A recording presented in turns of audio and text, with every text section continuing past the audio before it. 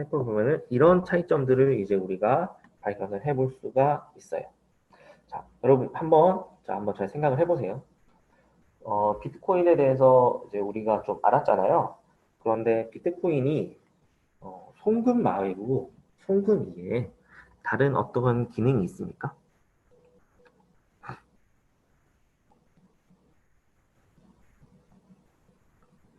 내가 이쪽에서 어떤 하나의 어카운트에서 다른 어카운트로 비트코인을 이체를 한다, 전달을 한다. 그 외에 다른 기능이 있나요? 뭐 여기 슬라이드도 적혀 있지만 없어요. 예, 다른 기능이 없다. 라는 게 그 비트코인이 가지고 있는 핵심입니다. 그래서 비트코인을 우리가 살펴보면은 비트코인에 대한 이야기를 하는 여러 가지 뭐 문서들이나 그런 것들이 있는데 그 중에서 가장 처음에 나왔던 비트코인에 대한 논문 사토시 나카모토가 썼던 그 논문을 보면은 거기 뭐라고 나오냐면 비트코인에 대해서 P2P 이캐시라고 이야기를 해요. P2P 이캐시. 이캐시라는 게 그 화폐를 이야기하는 거잖아요. 전자화폐를 이야기하는 거죠. 그래서 얘네들은 애초에 이걸 만들 때 그 이캐시를 만들어내는데 목적을 가지고 만들었기 때문에 이거 외에 다른 기능이 들어가 있지가 않습니다.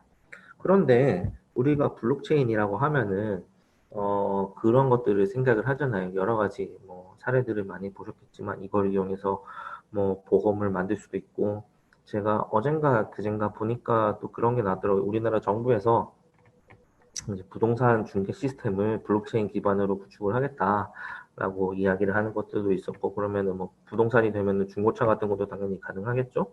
이런 데이터에 대한 이력 조회하는 것들 그런 모든 부분들에 있어서 우리가 블록체인을 반영을 할 수 있다라고 이야기를 하는데 비트코인을 가지고는 그게 안 될 것 같아요. 왜냐하면 송금하는 것밖에 안 되니까 이건 좀 문제가 있단 말이에요. 그래서 그걸 어떻게 변환을 할 거냐 거기다가 다른 어떤 기능을 우리가 붙여줄 거냐에 대해서 많이 고민을 하는 게 이 이야기입니다. 그러면은 프로그래밍이 가능해야 돼요. 블록체인 상에 프로그래밍을 해야 되는데 이제 우리가 프로그래밍을 하고 싶은데 이 프로그래밍을 하려면은 프로그래밍 언어가 있어야겠죠. 이 언어라는 거는 뭐 이제 뭘 어떻게 집어넣고 뭘 변경하고 뭐 그런 명령들을 주는 걸 얘기하는데 그런 프로그래밍 언어가 비트코인도 지원을 해주는 게 있기는 합니다. 그런데 여기 보면 뭐라고 돼 있어요? 튜닝 불완전한 스크립트 언어라고 나와 있습니다. 뭐 어려운 얘기인데 이거를 아주 쉽게 표현을 하자면은 결국 내가 하고 싶은 거를 할 수 없다라는 이야기예요. 그리고 여기서 이제 치명적인 거는 조건문 그리고 반복문을 사용을 할 수가 없다라는 게 됩니다. 스크립트 언어라는 거는 그 우리가 그 어떤 대본 이제 뭐 연극 같은 거 할 때 혹은 뭐 뉴스를 전달할 때 그 읽어야 하는 그 대본 그걸 스크립트라고 부르죠. 그 대본은 자 어때요? 우리가 그 뭐 연극을 한다 생각해 보죠. 그럼 뭐 3페이지에 대한 내용을 가지고 쭉 이제 그걸 했습니다. 그러면 4페이지로 넘어가죠. 4페이지 넘어가고 나면 3페이지로 다시 돌아올 일이 있나요? 그렇지가 않죠. 대본이라는 거는 처음부터 쭉 진행해가지고 한 장 한 장 한 장 넘어가고 그거에 따라서 이제 뭐 연기를 하고 그리고 마지막 페이지에 다다르면 그게 끝이 나는 거예요. 일방향으로 일직선으로 쭉 이렇게 진행이 되는 거지. 이렇게 일직선으로 쭉 진행이 되고 그냥 끝이 나는 거지. 여기서 중간에 다시 돌아오거나 혹은 뭐 여기서 뭐 그 뭐 예를 들어서 어떤 배우 어떤 역할이 뭐 칼에 맞았는데 뭐 총에 맞았는데 그때 죽거나 안 죽거나를 배우가 선택을 할 수가 있습니까? 아니죠.